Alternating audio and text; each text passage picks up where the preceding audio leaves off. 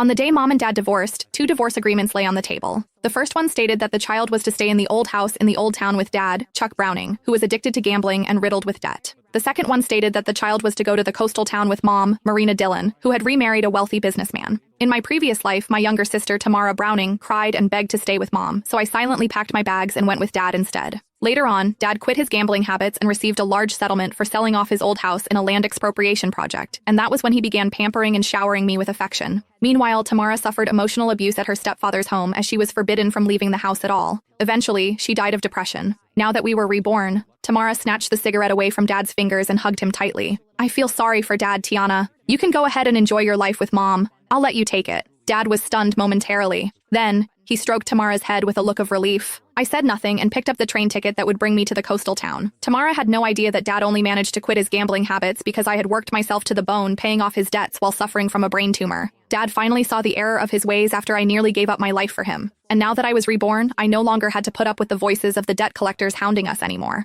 All I wanted was just a good night's sleep. I picked up my worn-out suitcase. Get out of here. Go look for your gold digger of a mother instead, Dad said, waving his hand dismissively at me like I was just an annoying fly. Tamara hid behind him and made a face at me. She mouthed, "Don't come begging me for money the next time you see me." I smiled and said nothing. Instead, I turned around and walked out into the rain, flinching at the cold. I could feel the chill seeping into my bones. It wouldn't make much of a difference wherever I went anyway. I just wanted someplace quiet to spend the last of my days, getting through everything. At least I no longer needed to hear the debt collectors hounding at the door or put up with the horrible stench of cigarettes anymore. Mom's black Mercedes was parked at the entrance to an alleyway. The car windows rolled down, revealing Mom's youthful, well-maintained face. She frowned as she stared at my drenched body, a look of disgust in her eyes. "How did you end up like this? Hurry up and get it, and make sure not to dirty the interior of the car." I opened the backseat door and was just about to enter when she said, "Throw that suitcase into the back." She pointed at my suitcase and said, "That's so filthy. I don't even know what germs it's covered in." I hesitated for a moment. However, I still did as she said and put the suitcase in the trunk of the car. When I finally got back inside the car, I did my best to stay in a corner and take up as little space as possible, not daring to touch the leather seats.